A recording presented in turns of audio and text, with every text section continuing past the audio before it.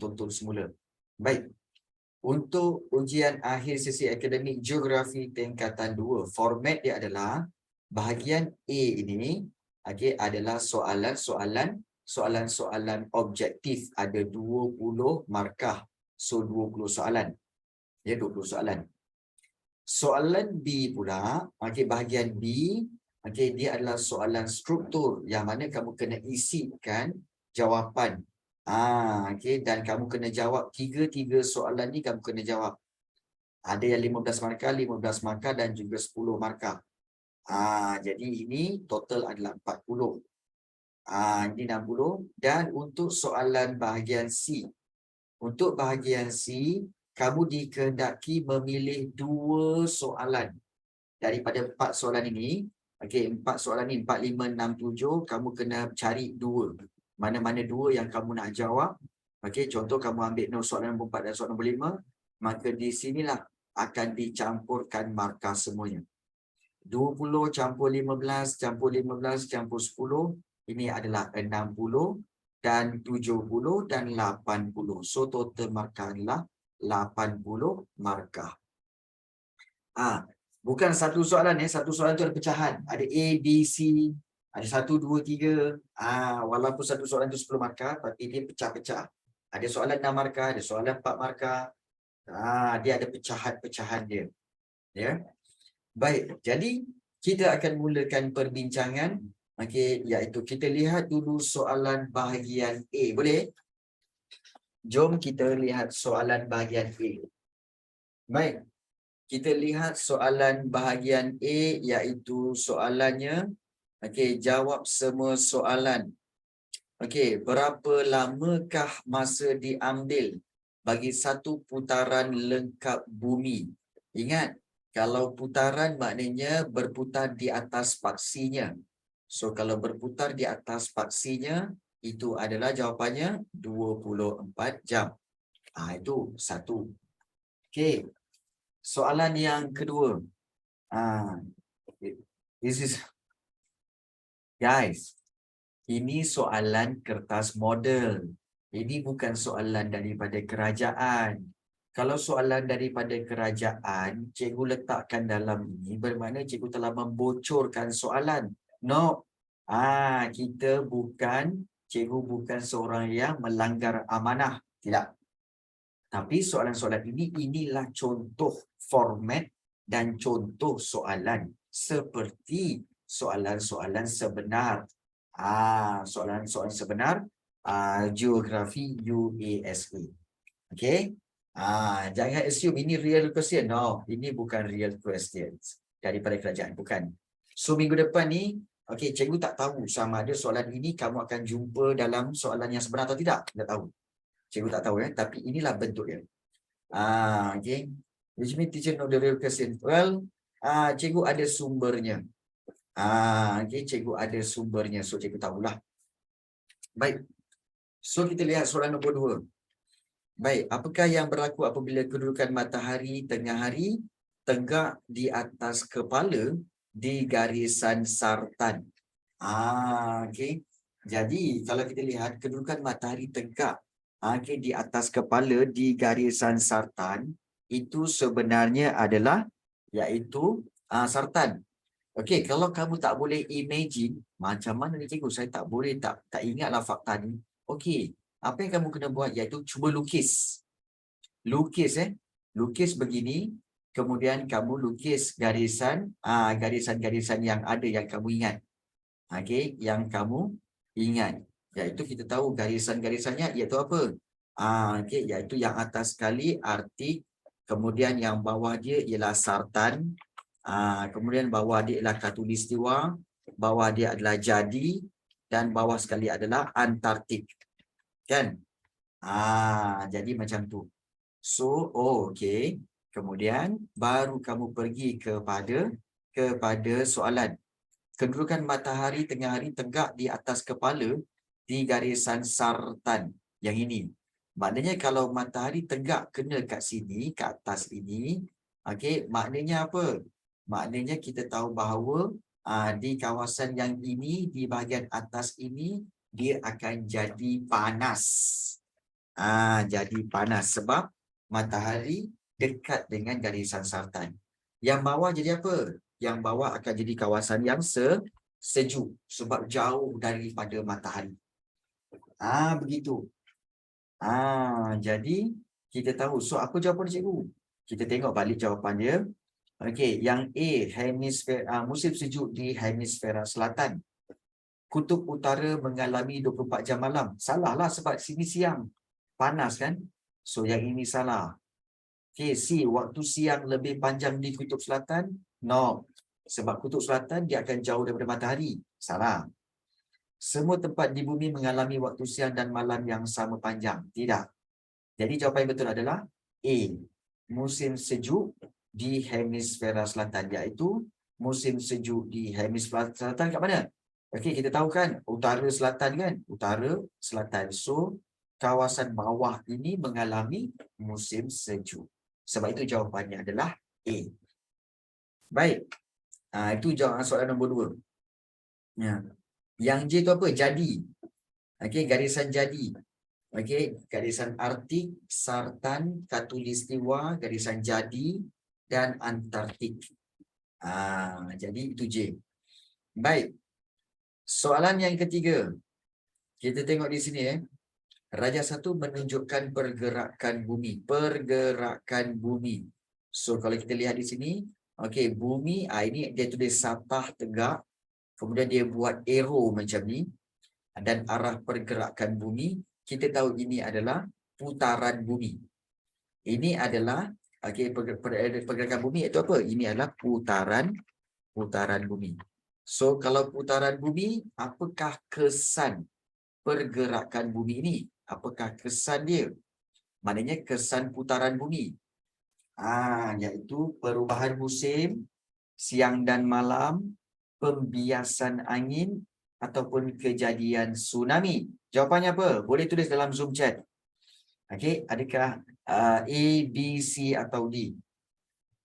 So jawapannya adalah siang dan malam serta juga pembiasan angin. So jawapannya adalah C, 2 dan 3. Betul? C, 2 dan 3. Macam tu.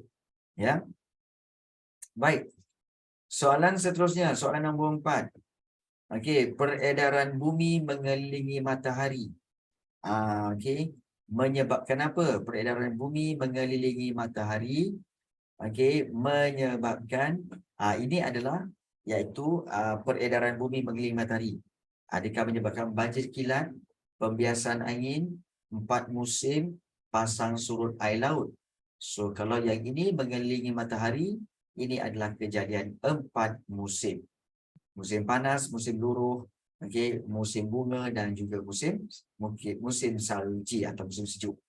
So 4. C. Baik. Soalan 5.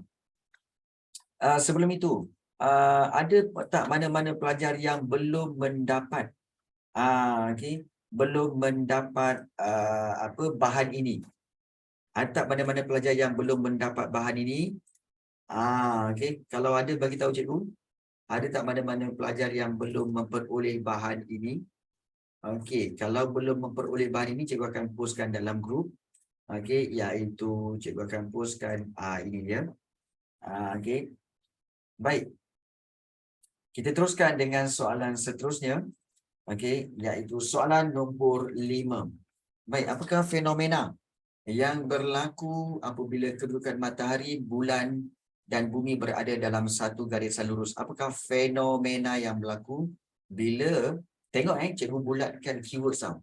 Matahari, bulan, bumi berada dalam satu garisan lurus. Maknanya dia berbaris. Matahari, bulan dan bumi. Jadi itu jawapannya apa? Dia akan menjadi gerhana. Gerhana apa? Gerhana apa? Ini dipanggil gerhana matahari. Gerhana matahari. Ya. Baik. So itu soalan yang ke-5. Soalan yang ke-6. Di manakah kawasan yang paling sedikit menerima hujan di Malaysia? Bukit Larut, Kuala Pilah, Cameron Highlands atau Kuala Terengganu? Jawapannya adalah Kuala Pilah. Ya, Kuala Pilah di Negeri Sembilan paling sedikit menerima hujan. Itu soalan nombor 6 ni. Soalan 7. Okey, peta 1 menunjukkan arah tiupan angin monsun. Tengok arah tiupan angin monsun di Malaysia. So, kalau kita lihat apakah ciri utama tiupan angin monsun bertanda X ini? Sebelum kamu nak menjawab mencari jawapan, kamu kena tahu dulu X ni sebenarnya angin monsun apa? X ini adalah angin monsun apa? Ya, betul. Ianya adalah angin monsun timur laut. Angin monsun timur laut. So, kalau angin monsun timur laut, maka kita lihat, okey, adakah bermula dari pedalaman benua Asia ataupun membawa hujan sederhana lebat ke Malaysia atau bertiup merentasi lautan Hindi sebelum sampai Malaysia atau bertiup dari awal bulan November hingga Mac. So, memang nombor 4 ini betul. Iaitu, angin monsun timur laut sebenarnya bertiup daripada November hingga Mac setiap tahun. November hingga Mac setiap tahun. Jadi yang sekarang ini kita menerima hujan yang lembat, banjir semua, itu November hingga Mac tu. Angin monsun timur laut. Dan juga nombor 1 bermula dari pedalaman benua Asia. Maknanya dia daripada atas, daripada angin itu daripada Asia dia turun ke bawah, dan dia melanda kawasan di semenanjung Malaysia dan Sabah. Jadi jawapannya adalah B 1 dan 4. Jadi ini adalah jawapan bagi B. Soalan nombor 7. Soalan nombor 8. Baik, antara berikut yang manakah ciri-ciri iklim khatulistiwa? Taburan hujan sekata, julat suhu tahunan besar, terdapat musim kering yang nyata, panas dan lembap sepanjang tahun. Jawapannya confirm D. Panas dan lembap sepanjang tahun. Baik, seterusnya soalan yang ke-9. Apakah punca berlakunya kejadian hujan asid di Malaysia? Apakah punca berlakunya kejadian hujan asid di Malaysia? Hujan asid. Hujan macam biasa tapi asid pula. Macam mana boleh ada asid itu? Iaitu boleh ada asid itu kerana apa? Kerana ada aktiviti perindustrian. Bila ada aktiviti perindustrian, maka asap dari kilang tu akan bercampur dengan wap-wap air yang terdapat di awan, menyebabkan dia akan turun menjadi hujan asid. Baik. Soalan 10. Fenomena cuaca yang manakah dapat dikaitkan dengan maklumat berikut? Fenomena cuaca. Bangunan konkrit dan berkaca. Kawasan tepu bena di dalam bandar. Kalau kawasan konkrit dan berkaca ini semua, bermakna ini adalah kerana apa? Adakah kerana jerebu? Adakah ini hujan asid, pulau haba atau kesan rumah hijau? Jawapannya apa? Jawapannya C atau A. Jawapannya.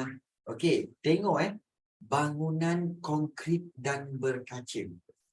Bangunan konkrit dan berkaca ini akan menyebabkan kawasan di bandar lebih panas berbanding kawasan pinggir bandar. So, kawasan bandar lebih panas berbanding pinggir bandar. Jadi ini adalah menyebabkan pulau haba. Pulau haba. Yes, jawapannya adalah C.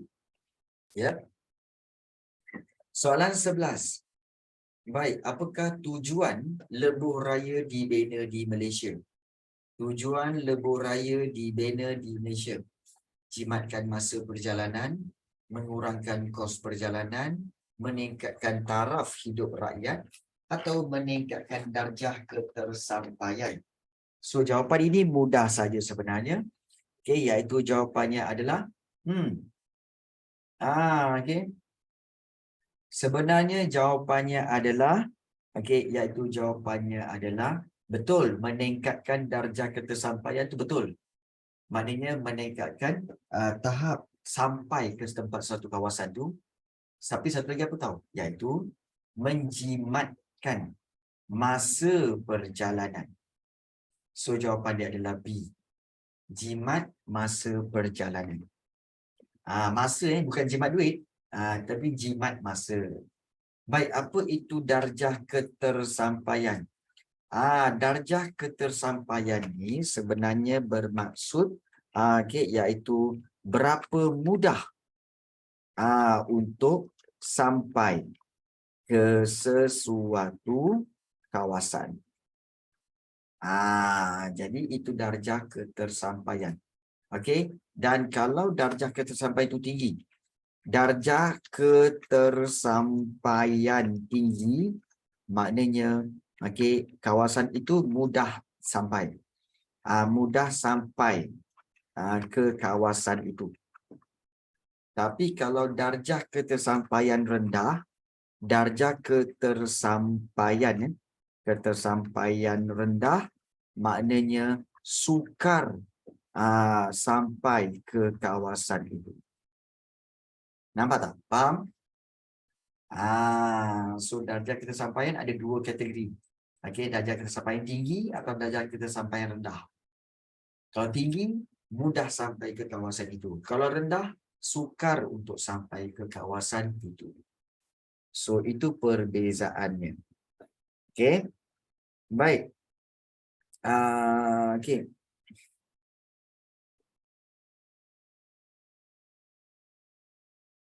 Okey, so soalan nombor 11 ini, okey, soalan yang ke-12. Okey, pengangkutan moden di Kuala Lumpur. Mengapakah pengangkutan tersebut diperkenalkan? Kenapa pengangkutan tersebut diperkenalkan? Adakah untuk, ini gambar apa ni? Gambar train ataupun LRT. So, adakah untuk menjimatkan kos perjalanan, mengurangkan kes kemalangan, memudahkan hasil kilang dihantar atau juga mengurangkan pencemaran udara? Jawapannya adalah confirm jawapannya D. Untuk mengurangkan pencemaran udara.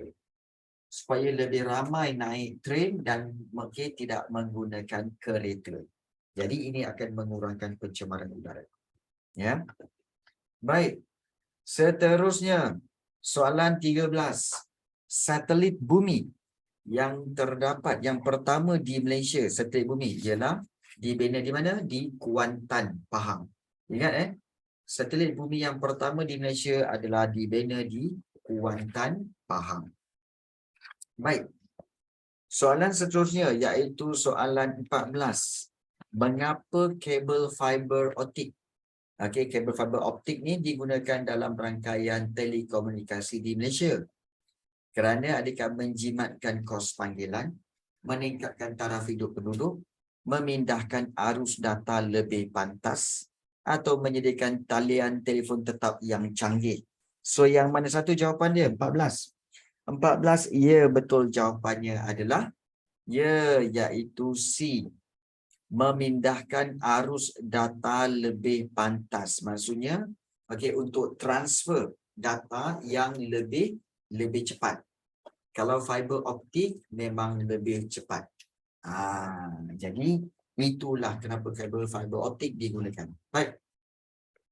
15. Jenis iklim yang berkaitan dengan maklumat berikut. Latitude 0 darjah utara hingga 30 darjah utara. Dan zon dia adalah zon panas. Jadi apakah iklim yang ada di sini? Iaitu kalau zon panas sudah tentulah yang ini dua ni sejuk. Yang ini dua-dua dia sejuk, iklim steppe dan tundra. So kalau zon panas jawapannya iklim gurun panas dan juga monsun tropika. So 15 jawapannya adalah D, 3 dan 4. Baik. Soalan 16. Apakah jenis iklim yang berkaitan dengan maklumat berikut? Iaitu musim panas, musim sejuk. Musim panas menangkap ikan, tempat tinggal di kemah.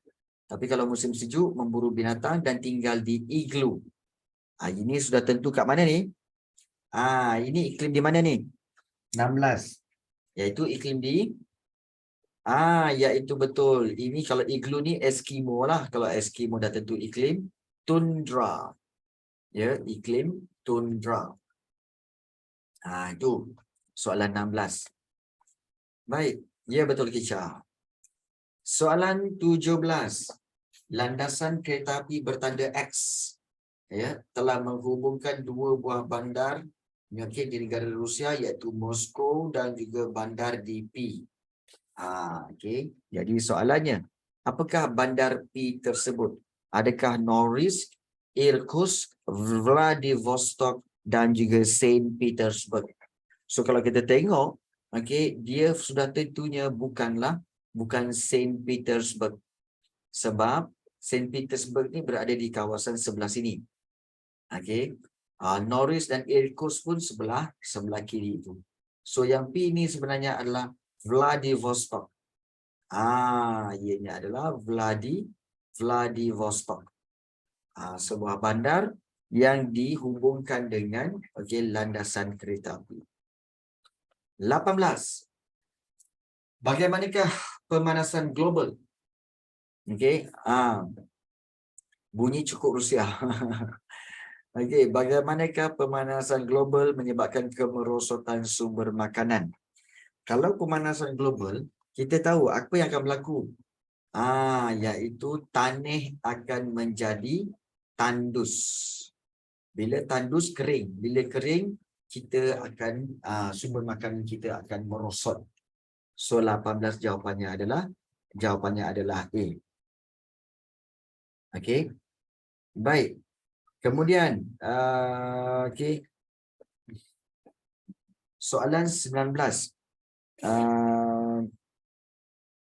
Iaitu mengapakah teknologi hijau diperkenalkan di Malaysia? Mengapa teknologi hijau diperkenalkan di Malaysia? Adakah untuk mengurangkan kesangan angin kencang, menggalakkan perkembangan industri berat, menggalakkan pertambahan penduduk menjadi atau mengurangkan impak negatif daripada aktiviti manusia? Jawapannya adalah D. Betul, mengurangkan impak negatif. Dan soalan 20. Yang manakah ciri-ciri produk berteknologi tinggi? Berteknologi hijau? Kurang bahan kitar semula, tiada ciri penjimatan tenaga, mempunyai ciri-ciri mesra alam, betul, dan berupaya meminimumkan kemerosotan alam sekitar. So jawapannya adalah D, 3 dan 4. Baik, habis soalan objektif. Baik, kita pergi kepada kita pergi kepada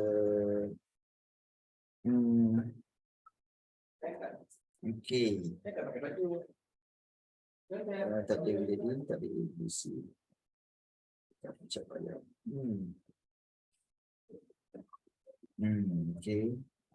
Kecoh sekarang di UASA. Baik, cikgu menerima banyak mesej.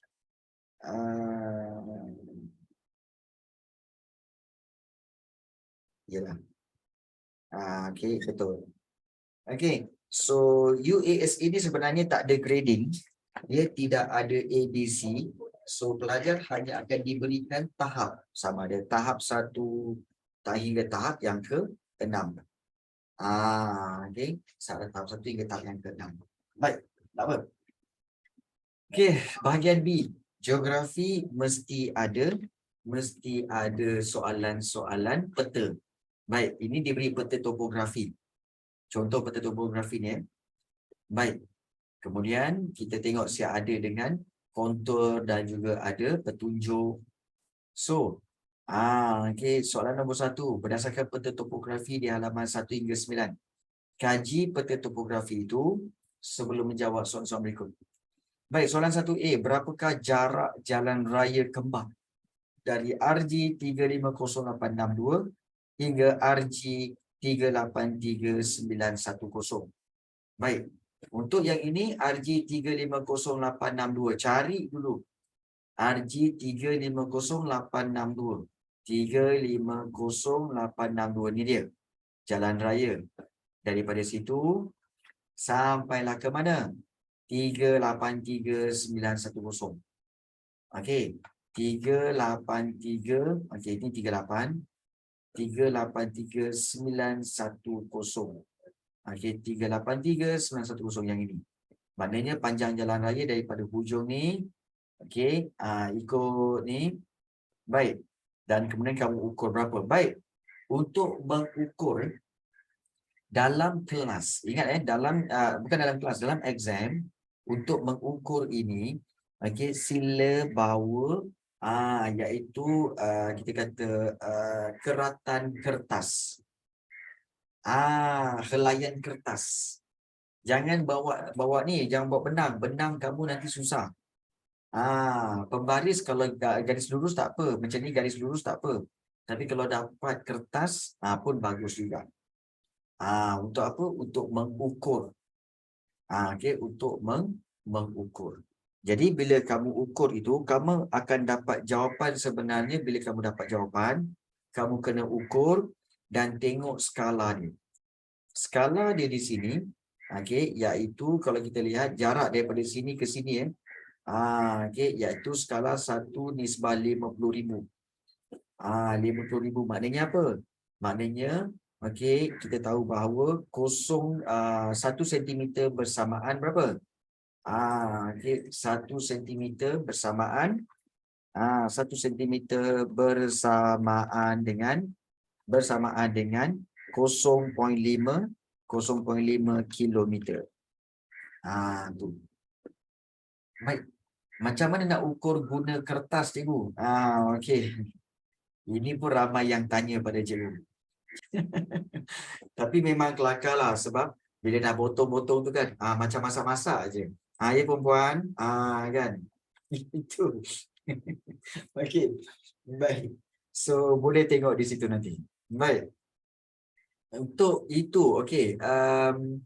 Okey, kamu boleh gunakan jalur kertas dan untuk jarak jalan raya ni sebenarnya kamu akan dapat jawapan dia sebenarnya adalah lebih kurang 6.25 ataupun 6.3. Dan kalau kamu tengok dua markah, cikgu, macam mana dia nak bagi dua markah ni, cikgu? Baik, sebenarnya kamu bina ayat. Bina ayat iaitu okey, jarak jalan raya kembar okey, dari RG, tulis RG okey, 350862 okey, ke RG 383 okey, 910 okey, ialah 6.3 kilometer. Macam tu contoh. Tapi cikgu kira memang 6.3. Okey. So itu cara dia. Okey, baik. Soalan yang B, nyatakan rujukan grid. Boleh guna correction team. Potong je. Nyatakan rujukan grid 4 angka. Okey, Kampung Gelang Cincin di bahagian barat daya peta topografi. Baik. Dia nak rujukan grid 4 angka. Pergi kepada Kampung Cincin. Mana Kampung Cincin ya? Tak nampaklah pula. Kampung Gelang Cincin ke Kampung Cincin? Kampung Gelang Cincin Gelang Cincin. Yang inilah. Kampung Gelang Cincin yang ini. Okey. Dekat mana kamu nak baca? Kamu tengok yang ini. Okey, 36.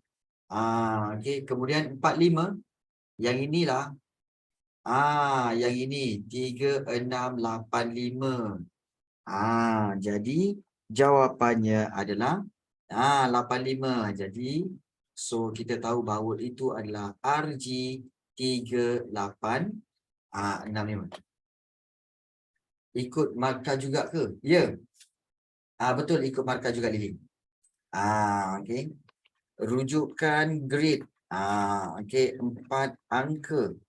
Kampung Gelang Cincin.